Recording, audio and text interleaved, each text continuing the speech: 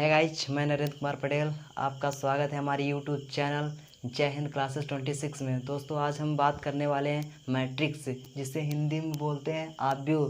तो दोस्तों, इस चैप्टर को स्टार्ट करने से पहले हम इसके कुछ बेसिक कॉन्सेप्ट यानी मूल सिद्धांत को समझ लेते हैं, ताकि एक्सरसाइज को बनाने में हमें 1% दिक्कत ना हो। तो चलो दोस्तों, इस चैप्टर को समझने के लिए इस के पहले कुछ मूल कॉन्सेप्ट को समझते हैं। अगर हम बात करें आव्यूह क्या होता है, तो आव्यूह हम जब किसी स्ट्रक्चर में किसी फंक्शन या नंबर्स को किसी भी रो या कॉलम के रूप में लिखते हैं तो उसी को हम आव्यूह बोलते हैं। तो दोस्तों, हमने क्या बोला, किसी स्ट्रक्चर में, है ना। तो अगर मैं एग्जांपल से समझूं, किसी स्ट्रक्चर में दोस्तों जो स्ट्रक्चर होगा कुछ इस टाइप का होगा। ये बड़े ब्रैकेट का स्ट्रक्चर होता है दोस्तों मैट्रिक्स का। और एक स्ट्रक्चर होता है जो हमें पढ़ना नहीं है, वो आफ्टर इंटर में दोस्तों यूज होता है। यानी 12 के बाद जब आप पढ़ेंगे तो शायद ये वाला आपको ब्रैकेट यूज हो, लेकिन जो हमारे क्लास 12th में, तो दोस्तों यही वाला ब्रैकेट हमको यूज करना है। दोस्तों, हमने क्या बोला कि किसी स्ट्रक्चर में, वो स्ट्रक्चर इस टाइप का है, इसमें किसी नंबर्स को भाई नंबर में कुछ भी ले सकता हूँ, 1 2 6 8, वो भी कैसे, किसी रो या कॉलम के रूप में, है ना। वही बताता हूँ रो क्या होता है, कॉलम्स क्या होता है। अभी हमने किसकी चर्चा की, नंबर्स की चर्चा की। अब दूसरी जो हमने बात की थी वो क्या था, फंक्शन दोस्तों क्या हो, लिख ले रहे हैं x² + 1 y² + 3 y + 1। दोस्तों, और एक फंक्शन यहाँ पे लिख ले रहे हैं z² + 3z + 1। एक फंक्शन और बना लेता हूँ p² + p + 1।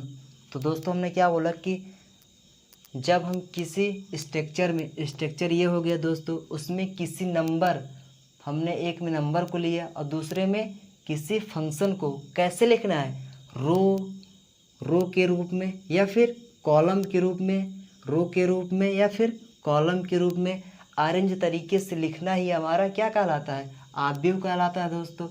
तो हम बात करते हैं कि मैट्रिक्स यानी कि आव्यूह में रो क्या होता है और कॉलम्स क्या होता है दोस्तों।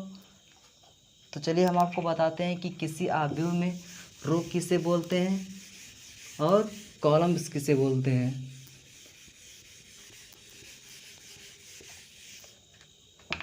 अगर हम समझें, कोई लेते हैं मैट्रिक्स A = 1 2 3 6 8 3, ये हमने ले लिया दोस्तों। अगर मैं बात करूं दोस्तों, इसको जो रिप्रेजेंट करता हूं दोस्तों, वो अंग्रेजी के कैपिटल लेटर में ही होना चाहिए दोस्तों।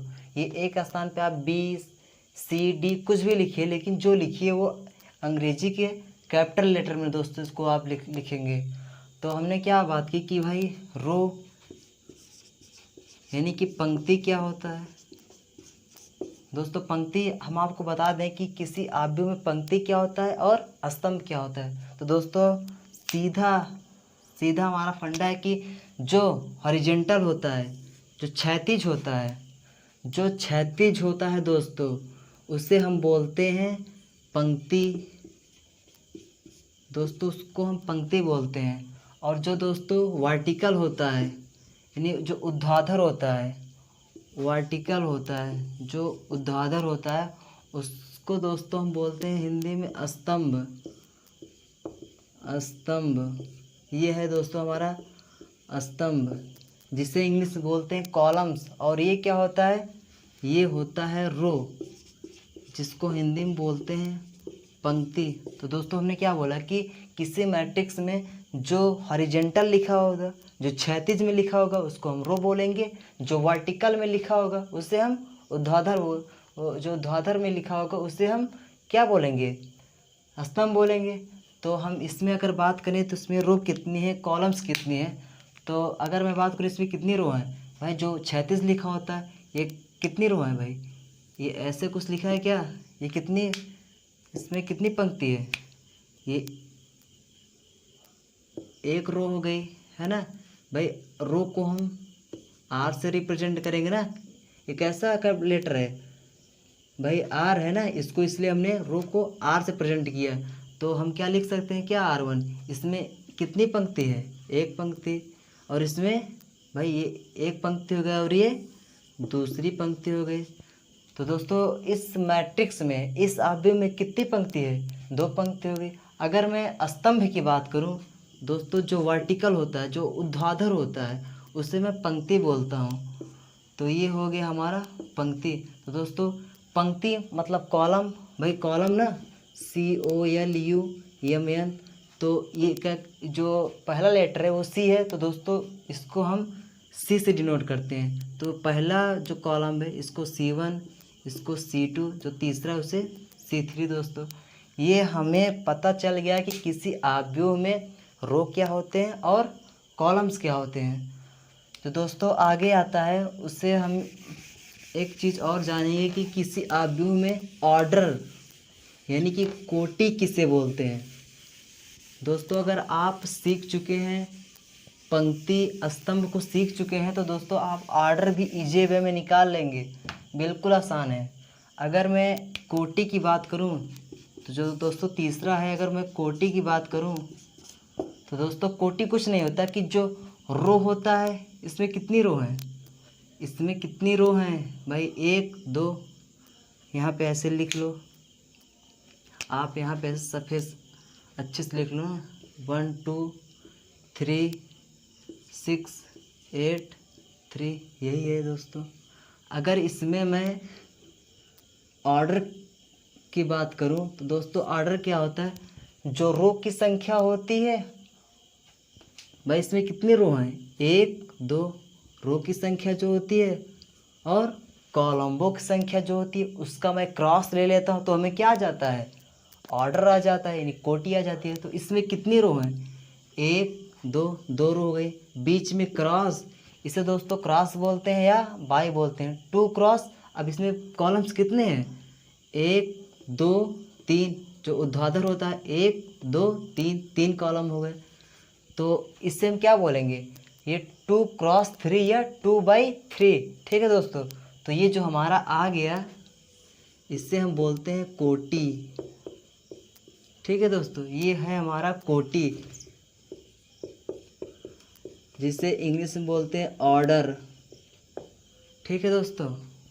ये निकल गई कोटि। किसी आव्यूह में कोटि कैसे ज्ञात करते हैं, कुछ नहीं दोस्तों, केवल जो इसमें आव्यूह में जो रो होता है और जो कॉलम्स होता है, उसी का मैं क्या लेता हूँ, क्रॉस ले लेता हूँ, या बाई के फॉर्म में लिख सकता हूँ, तो उसी को हम बोलते हैं ऑर्डर, कोटि। तो चलिए दोस्तों अब हम बात कर लेते हैं कि इस आव्यूह में कितने टाइप्स के, कितने प्रकार के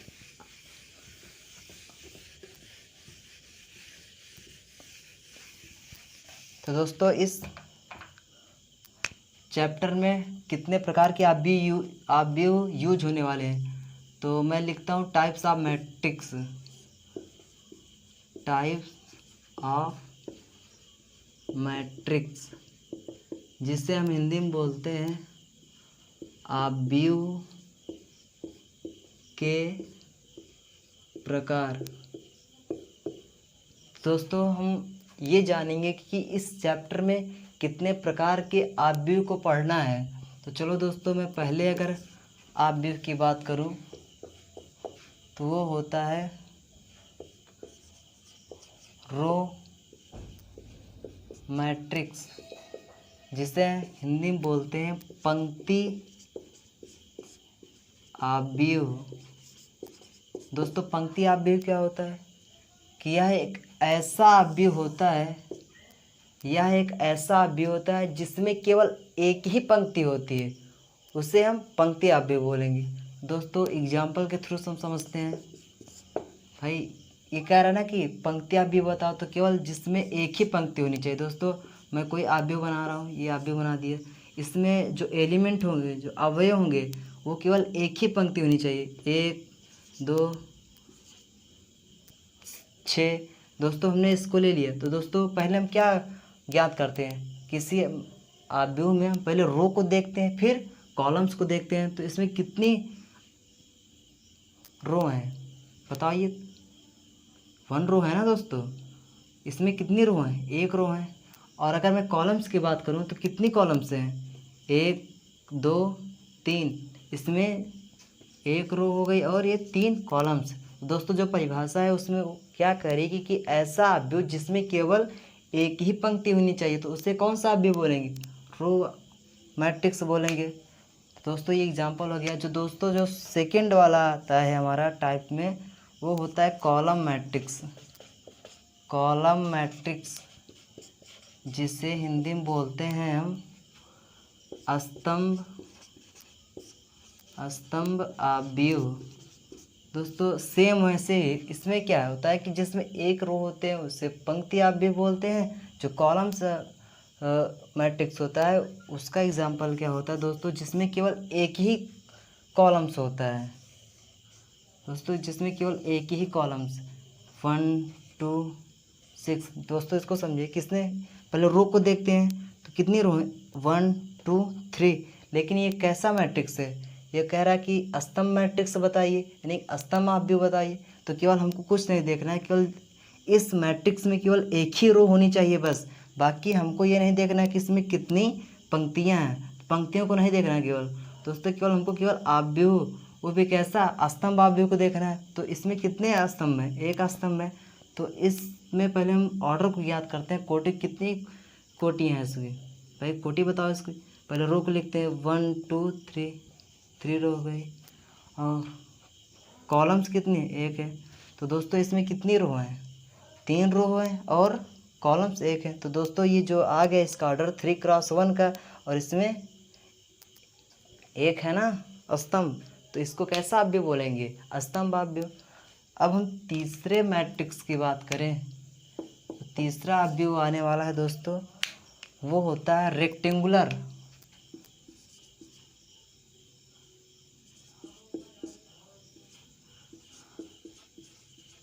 रेक्टेंगुलर मैट्रिक्स जिसे हिंदी में बोलते हैं आयत अवयव। दोस्तों ये एक ऐसा अवयव होता है, ये भी आयत अवयव। दोस्तों ये ऐसा अवयव होता है जिसमें पंक्तियों की संख्या और स्तंभों की संख्या इक्वल नहीं होती है। तो चलिए दोस्तों मैं समझता हूँ एग्जाम्पल के थ्रू से इसको भी। आप यहाँ से छोटा सा डेमो दे रहा हूँ कि इसमें पंक्तियों की संख्या यानी रो की संख्या और कॉलम की संख्या इक्वल नहीं होगी दोस्तों। तो कौन सा मैट्रिक्स कहलाएगा, रेक्टेंगुलर मैट्रिक्स, जिसे हिंदी में बोलते हैं आयत अवयव। अगर मैं एग्जांपल की बात करूं दोस्तों, तो कोई मैं मैट्रिक्स बना रहा हूं 1 2 5 0 2 9, ठीक है दोस्तों। एक ये हो गया दोस्तों, एक मैं और ले रहा हूँ 0 0 2 5 6 9। दोस्तों यहाँ समझो, अगर मैं आपसे पूछूं तो इसमें कितनी रो हैं, तो दोस्तों रो को क्या देखते हैं, जो हॉरिजॉन्टल होता है। इसमें कितनी रो, 1 रो 2 रो, इसमें 2 रो आ गई। और कॉलम्स की बात करें तो कितनी कॉलम्स है 1 2 3, भाई बीच में क्रॉस लिखते हैं, ये 3 कॉलम्स हो गया, ठीक है दोस्तों। और इसमें मैं पहले देखूँ तो पहले क्या देखता हूँ, रो को देखता हूँ। इसमें कितनी रो है 1 2 3, हमने 3 रो को लिख दिया। और कॉलम्स की बात करूँ तो जो वर्टिकल होता है, जो ऊर्ध्वाधर होता है, तो कितनी रो 1 2 2। दोस्तों हम यही तो कह रहे हैं ना कि इसमें एक ऐसा अवयव होता है जिसमें पंक्तियों की संख्या और स्तंभों की संख्या इक्वल नहीं। क्या 2 3 के बराबर है, क्या नहीं ना। क्या 3 2 के बराबर है, क्या नहीं ना। तो वही तो बता रहा हूँ मैं, जिसमें पंक्तियों की संख्या और कॉलम्बों की संख्या बराबर नहीं होती। देखो दोस्तों यहाँ है ना 2 है, ये 3 है, ये क्या है 3 है 2, क्या ये दोनों इक्वल है, क्या नहीं ना। तो यही मैं समझाना चाहता हूँ कि एक ऐसा अवयव होता है जिसमें पंक्तियों की संख्या और कॉलम्बों की संख्या इक्वल नहीं होती है दोस्तों, बराबर नहीं होती। तो उसे मैं कैसा मैट्रिक्स बोलूँगा, रेक्टेंगुलर मैट्रिक्स, जिसे हिंदी में बोलता आयत अवयव। दोस्तों ये हम 3 टाइप्स के पढ़ चुके हैं, 3 टाइप्स दोस्तों हम पढ़ चुके हैं। जो हमारा चौथा टाइप आने वाला है वो है हमारा स्क्वायर मैट्रिक्स। स्क्वायर मैट्रिक्स, जिसे हिंदी में बोलते हैं वर्ग आव्यूह।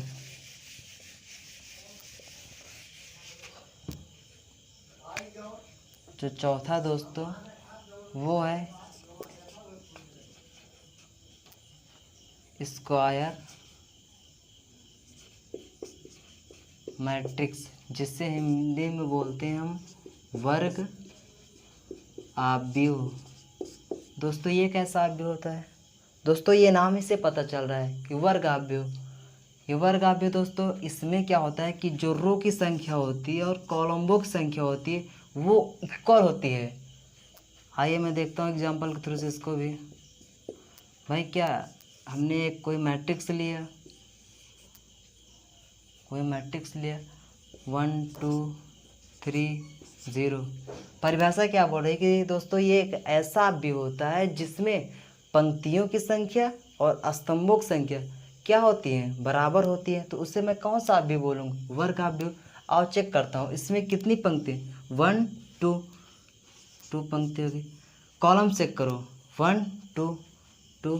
यही तो मैं बोल रहा हूँ कि एक ऐसा आव्यूह जिसमें पंक्तियों की संख्या और स्तंभों की संख्या बराबर होती है, तो वो कौन सा आव्यूह कहलाएगा? वर्ग आव्यूह, स्क्वायर मैट्रिक्स। अगर मैं एक एग्जांपल और समझूँ इसे, 1 2 0 6 9 3 12 0 3। दोस्तों मैं यहाँ अगर आपसे पूछूं कि इसमें कितनी रो हैं, तो दोस्तों आपको रो तो पता है ना, जो हॉरिजॉन्टल होता है, जो क्षैतिज होता है, इसमें कितनी रो है? 1 2 3 हमने लिख लिया। अगर मैं कॉलम्स की बात करूँ तो इसमें कितने कॉलम्स है? 1 2 3, हमने 3 कॉलम्स भी लिख ली। दोस्तों मैं क्या बोल रहा हूँ कि एक ऐसा आव्यूह होता है जिसमें रो की संख्या और कॉलमों की संख्या इक्वल होती है। इसमें भी चेक करो, इसमें कितनी रो हैं? 3 रो हैं और 3 कॉलम है, यानी रो की संख्या कॉलम की संख्या बराबर है। ये दोस्तों जब आपको दिखेगा तो ये इसका जो ऑर्डर होता है, जो कोटि होता है, वो आपको सेम दिखेगा। ये 3x3 का दिखेगा, या 1x1 का दिखेगा, या फिर 4x4 का दिखेगा। इसका जो कोटि होगा दोस्तों वो सेम होगा, तो उसे मैं कौन सा आव्यूह बोलूँगा? वर्ग आव्यूह। दोस्तों ये है हमारा चौथा। अगर दोस्तों मैं पाँचवें की बात करूँ, जो हमारा पाँचवा आने वाला है दोस्तों, वो है हमारा आइडेंटिटी मैट्रिक्स। आइडेंटिटी मैट्रिक्स दोस्तों मैं आपको दिखा देना चाहता हूँ। जो पांचवा है हमारा, पांचवा मैं लिख लेता हूँ पहले, आइडेंटिटी मैट्रिक्स। आइडेंटिटी मैट्रिक्स जिसे हिंदी में बोलते हैं हम तत्समक आव्यूह। ठीक है दोस्तों। और एक होता है छठवां, जो होता है हमारा, वो होता है डायगोनल मैट्रिक्स। डायगोनल मैट्रिक्स जिसे हिंदी में बोलते हैं विकर्ण आव्यूह। ठीक है दोस्तों। एक और होता है, जगह नहीं दोस्तों, पहले मैं 2 को समझा दे रहा हूँ। तो जो दोस्तों हमारा आइडेंटिटी मैट्रिक्स होता है, यानी कि तत्समक आव्यूह जो होता है दोस्तों, इसको हम आई से रिप्रेजेंट करते हैं। आई से, आप यहाँ पे जगह नहीं है तो इसको आप आई से ऐसे लिख लीजिएगा दोस्तों। इसको जो हम डिनोट करते हैं आई से, तो दोस्तों ये एक ऐसा मैट्रिक्स होता है, तत्समक आव्यूह एक ऐसा वर्ग आव्यूह होता है जिसके मुख्य विकर्ण, तो दोस्तों हमें पता है विकर्ण क्या होता है कि जब हम किसी आयत में है ना, या फिर वर्ग में विकर्ण क्या होता है? यही चीज़ तो विकर्ण होता है ना हमारा, यही तो होता है विकर्ण हमारा। विकर्ण क्या होता है कि यही है ना, विकर्ण हो गया कि हम जो आव्यूह में, लेकिन जो विकर्ण मैं यूज करने वाला हूँ आव्यूह में केवल मैं ये विकर्ण यूज करूँगा। ये वाला दोस्तों हमें विकर्ण नहीं यूज करना है, ये वाला नहीं यूज करना है। जो हमें विकर्ण लेना है यही वाला विकर्ण हमें दोस्तों लेना है। ठीक है दोस्तों। तो मैं फिर से आपको समझाना चाहता हूँ कि यह एक ऐसा वर्ग आव्यूह होता है जिसमें विकर्ण, मुख्य विकर्ण के एलिमेंट जो होते हैं वो वन वन होते हैं, यानी सेम होते हैं और वन वन होते हैं, तो उसे मैं कैसा आप भी बोलूँगा? Identity matrix. दोस्तों इससे हम एक नाम से और जानते हैं जिसे बोलते हैं यूनिट मैट्रिक्स, यानी इकाई आव्यूह। तो दोस्तों अगर मैं एग्जाम्पल की बात करूं तो मैं क्या बोला कि ऐसा वर्ग आव्यूह 2x2 का हो सकता है, 3x3 का हो सकता है, हमने आपको बताया था। ठीक है दोस्तों, तो ये एक ऐसा आव्यूह होता है जिसके मुख्य विकर्ण कैसे होते हैं? सेम होते हैं, वो भी कैसे? One one. इसे कौन सा मैट्रिक्स बोलते हैं? इकाई मैट्रिक्स, यूनिट मैट्रिक्स या आइडेंटिटी मैट्रिक्स। दोस्तों इसके जो मुख्य विकर्ण है, ये दोस्तों क्या है? ये दोस्तों हमारा विकर्ण होता है, ये हमारा विकर्ण, मुख्य विकर्ण बोलते हैं दोस्तों। ठीक है दोस्तों, ये क्या होता है? ये सब सेम होता है और सेम में भी वन वन सेम होता है। और दोस्तों इसके अलावा जितने भी एलिमेंट होते हैं वो सब शून्य शून्य होते हैं दोस्तों। तो इसको मैं कैसा मैट्रिक्स बोलूँगा? Identity matrix.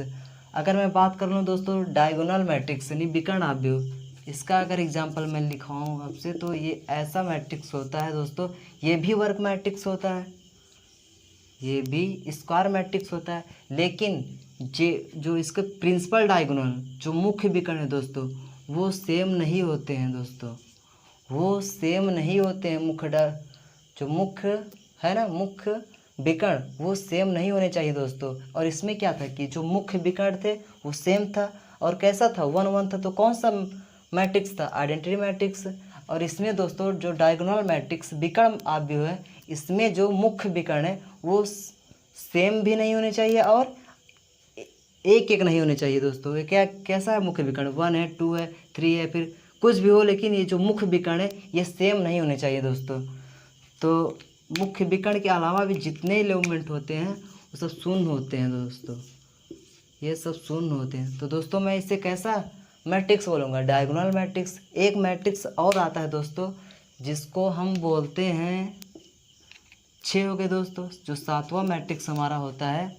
7वां मैट्रिक्स दोस्तों जगह नहीं है लेकिन कंपेरिजन मुझे करना है, आपको समझाना है, तो दोस्तों मैं यहीं एडजस्ट कर दे रहा हूँ। जो 7वां जो मैट्रिक्स होता है उसे बोलते हैं स्केलर मैट्रिक्स।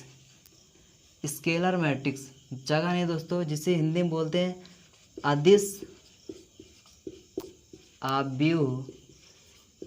दोस्तों मैं समझाने के लिए मैं तीनों मैट्रिक्स से लिख रहा हूँ ताकि आप आगे चल के भूले ना। जो अदिश आव्यूह होता है दोस्तों ये भी स्क्वायर मैट्रिक्स यानी कि वर्ग आव्यूह होता है, और इसमें जो एलिमेंट होते हैं प्रिंसिपल डायगोनल जो मुख्य विकर्ण होते हैं वो सेम होते हैं और वन वन दोस्तों नहीं होना चाहिए। इसमें क्या था फिर समझो दोस्तों, जो आइडेंटिटी मैट्रिक्स था उसमें जो मुख्य विकर्ण था दोस्तों सेम था और क्या था? वन वन था। इसमें पहुंचो दोस्तों, इसमें जो देखे थे मुख्य मतलब विकर्ण आव्यूह में जो मुख्य विकर्ण था दोस्तों वो सेम नहीं थे और वन वन नहीं थे, लेकिन जो ये वाला मैट्रिक्स दोस्तों जो मुख्य विकर्ण है इसके वो सेम होंगे दोस्तों लेकिन वन वन नहीं होंगे दोस्तों। मैं 4 लिया हूँ, आप 5 ले सकते हैं, 2 ले सकते हैं, लेकिन दोस्तों आपको 1 1 नहीं लेना है। अगर आप 1 1 ले लेंगे तो कौन सा मैट्रिक्स हो जाएगा? हमारा आइडेंटिटी मैट्रिक्स हो जाएगा। तो दोस्तों तो ये जो मुख्य विकर्ण होते हैं वो 1 1 नहीं होने चाहिए, और इनके अलावा जो एलिमेंट लूँगा मैं दोस्तों वो कैसे होना चाहिए? सेम होने चाहिए। तो हमने सेम में क्या लिख दिया? 4 4, आप 2 2 लिख सकते हैं, 5 5 लिख सकते हैं, लेकिन आप 1 1 नहीं लिखेंगे। तो दोस्तों इसके अलावा जितने एलिमेंट्स होते हैं वो सब 0 होते हैं दोस्तों। हमने 0 लिख दिया। ठीक है दोस्तों, आप देखिए दोस्तों, समझिए, इन सब में आप तुलना कीजिए। तो दोस्तों हमें क्या डिफरेंट दिख रहा है? इसमें आइडेंटिटी मैट्रिक्स में मुख्य जो प्रिंसिपल डायगोनल है उसके एलिमेंट 1 1 कर सेम है। इसमें क्या है? मुख्य विकर्ण में इसके जो डायगोनल है मुख्य विकर्ण है उसमें क्या है? 1 2 3 डिफरेंट है। इसमें क्या है? सारा एलिमेंट सेम है और कैसा नहीं होना चाहिए? 1 नहीं होना चाहिए। तो इसे मैं कौन सा मैट्रिक्स बोलूँगा? इससे मैं स्केलर मैट्रिक्स अदिश आव्यूह बोलूँगा। तो दोस्तों ये 7 हो गए हैं दोस्तों। एक और बचा है, जल्दी से उसे भी मैं समाप्त कर देता हूँ। एक हमारा और बचा है।